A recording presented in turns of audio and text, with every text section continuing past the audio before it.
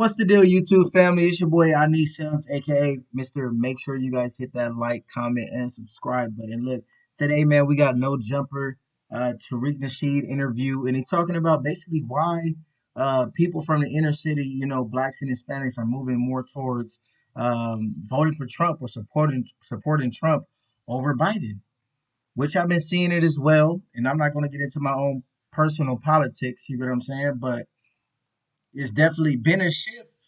And I've been telling people for a minute. I've been telling people for a minute, man.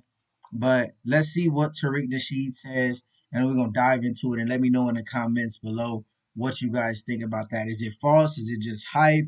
Do you guys like what Biden's doing in his administration, or do you feel like we've been totally let down and he hasn't fulfilled any of the promises he decided to make? Let's dive into it.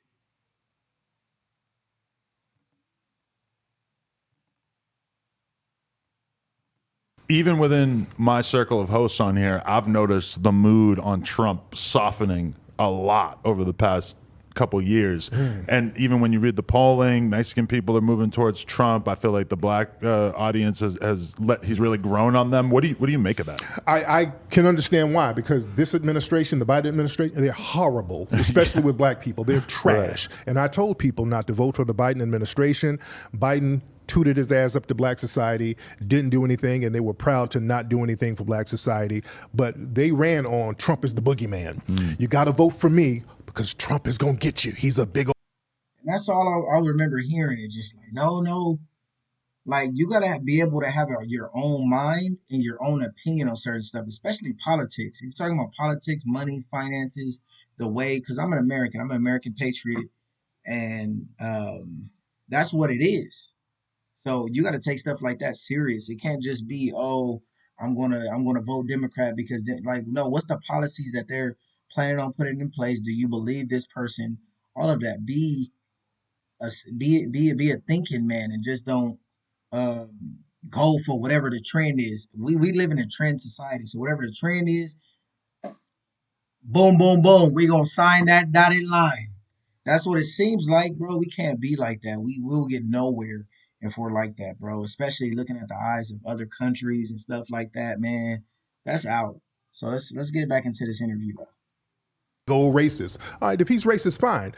His racism is not even more deeper than Biden's racism. Biden has a track record of harm. Not to cut Tariq Nasheed off, shout out to Tariq Nasheed, but this isn't to hype, glorify anything, you guys. This is where we can have an open conversation. Same thing like any video that I do. We having conversations about this stuff. Because if we don't have conversations about it, then it won't get resolved. It won't get resolved, period. So we gotta have conversations about this stuff, and that's what we here doing, man. So let's dive back into it.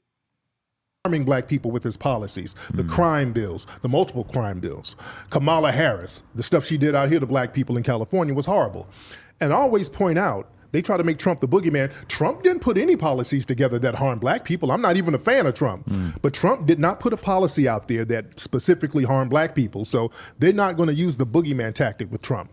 It kind of says a lot that the mainstream media, I think, did such a good job as painting Trump as a racist early on. Yeah. And it feels like that really hasn't stuck over time. I think like the mainstream media accusing a president of, or a candidate of being racist just doesn't really carry the same emphasis that it did. And what's interesting, the media, they will only talk about racism if they could put it on a right winger. You notice that? Yeah. Whenever they talk about racism or calling anti-black racism out, they always have to do it with a Republican.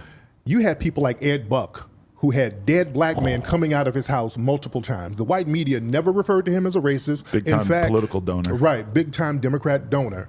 They still ignore that to this day, and he's never really been charged with the murders. And his fetish was injecting gay black men with methamphetamines, but so much of it that they would basically like convulse and have seizures and die in front of him. And he only got caught because a couple of them ended up escaping. Shout out to Adam 22 for having a conversation. You know what I'm saying? Having the conversation, man. What he done with No Jumper, I think is dope. Having people from different backgrounds, different ethnicities, different nationalities, all that kind of stuff on the platform so that people can see what America is actually like. I know it's a lot of places to where you only see one group of people and that's the representation and that's all you hear. So it's good to hear different sides. And If it offends somebody, okay, I get it. But at least they're expressing their opinion because that opinion is the voice of many people and they want to be heard as well without being disrespectful, without saying derogatory terms, things like that. From his house and basically running to the gas station down the street, and the cops were able to put it together. Exactly. I know he was arrested. So what was he charged for? Do you know? Like drug possession. It was like a drug charge. It's not a murder charge. It wasn't. It wasn't until there were two black dudes who ended up dead in front of his house that they ended up starting to put it together. The first one wasn't really cause for alarm, apparently. Yeah. Now, like we also, again, with Trump and Biden, bro, like we have horrible options. Yeah. But I do believe we do have to vote. Now, you've been against that. You said, bro, like black folks don't vote for none of these niggas if they can't offer shit. So do you like stand by that saying like black folks shouldn't vote? Because I feel like, bro, if we, again, but not we, but like y'all, right? Like died for this shit, right? Like you guys marched and died for our right to vote. So why would it be don't vote opposed to, even if you have to vote for let's say like a third party or write somebody in, still make your voice count? Well, what we do, we didn't die for the right to vote. We died for tangibles, and voting was just a vehicle to get those tangibles. But we have to be strategic with the way we vote and the way we hold our vote, because not voting is a strategy as well. It's just like playing blackjack. When you're in Vegas playing blackjack, if you hit a certain number, you better strategically hold. Like, no, I'm not going to hit again because I want to see what this other person's going to do. I want to see if they're going to tap out. And we're looking at the Democrats tap out right now. If they fail, that's fine. We need a whole new party anyway because they haven't done anything for black people who's been supporting them for the last 50 years, and we've been their voting bloc. It's disrespectful for them to not support us. And the Republicans, they mess up by just having so many blatant races around, so we don't want to support that. So we're better off saying, hey, we're not going to touch the political process, and we're going to come up with solutions to our own problem. Let me tell you something. The reason why we have so many murders now, it started under Obama. See, they try to put all this stuff on Trump. No, these murders of black people started under Obama. It went on because black people were sitting around waiting on Obama to do something.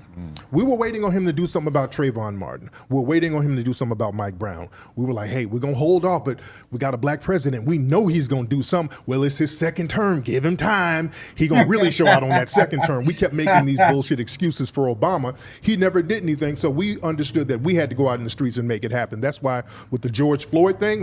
And that's true. That's coming from a grassroots level, to where he didn't really persecute or do anything to these people that was, just police or anybody that was just shooting people in the streets, man, for many cultures. When that went down, the city started, not the city, hell, the country, and then the world turned on fire because we knew we had nobody to come to our aid, and we had to do it ourselves. Looking back at the protests or whatever you want to call it of 2020, when you look back at it now, does it feel like the world has changed in any relevant way, or would you say that the people, if anything, are kind of more disillusioned at this point? But to a certain degree, it let people know that the streets can turn up just like that. Some policies got pushed. There was some defunding of the police. There were some people who were punished. We got some of these people, these race soldiers locked up. So there was some change, but it has to be consistent. Even after the protests, after the riots, after the fighting, we still have to be consistent. What happens with us, a lot of times we get a victory, then we get out in the street and we want to party for the next 5 damn years. So we got to stay focused on making sure that the people who harm us are punished. We got to make sure that the people who run for office are going to work for our best interest. But Tariq, right? But that's it though, right? So how do we represent, I guess, the change that we, like for example, if we don't vote and we rely on Adam, Joshua, right? And so if you're saying like black folks don't vote at all, then the white folks, who probably won't have our best interest at heart, right? Or, like white folks who have, let's say, like a different agenda, then we have to live in a country currently that's like ran on, like whatever policy they're voting for. So how do we still represent change without voting? Because we have to start looking to each other. Asian people don't vote a lot at all. They're the least amount of people who vote. They vote the least, but they got all types of hate crime bills for them. They got all types of money allocated towards them because they work with each other as a group. And it's not the political process, it's their cohesion as a group. They know who they are. They're going to be codified with each other. They're going to have an economic base among each other. And that's how they can get stuff done. We're trying to do the same thing as Foundation of Black Americans. Yeah. So speaking of the Asian crime bill, Yeah. like, were you shocked when Joe Biden came into office, promised us? I'm talking about he promised us everything, my dog. Yeah. And then the first shit he got in office, and he did an Asian crime bill and nothing for black folks. Were you shocked when that happened? Not really, because I know Biden has been an anti-black racist for years. What I really didn't like, and I thought was very disrespectful, when the black people got killed in Buffalo, they got massacred by that white supremacist, and instead of giving black people a hate crime bill specifically for us, he brought the group BTS into the White House and said, hey, look at these guys.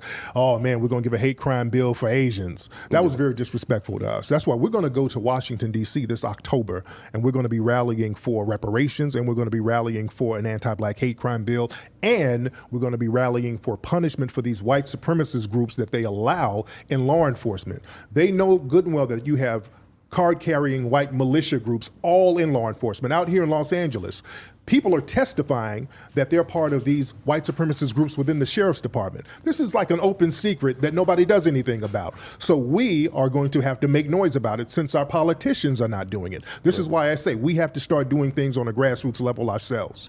Hey, hope you enjoyed this video. If you did, subscribe. So let me know what you guys think about Tariq Nasheed's ideologies and his points of view. Of course, he rubs a lot of people the wrong way, but a lot of stuff that he actually is saying is true. Like, a lot of the stuff he's actually saying is true, and it's not just his opinion. He does pull up facts. I don't know if you guys follow his YouTube page, Tariq Nasheed Radio. So, like I said, a lot of people have kind of just been fed up with the whole political process, with everything that's going on, especially with, Biden administration or whatever the case may be, man. Let me know what you guys think in the comments. It's your boy, man. I'm out. And also, do you guys like the fact that No Jumper is bringing more than just ratchetness onto the podcast? I think that's actually pretty dope because it's only so much ratchetness and BS that I can take.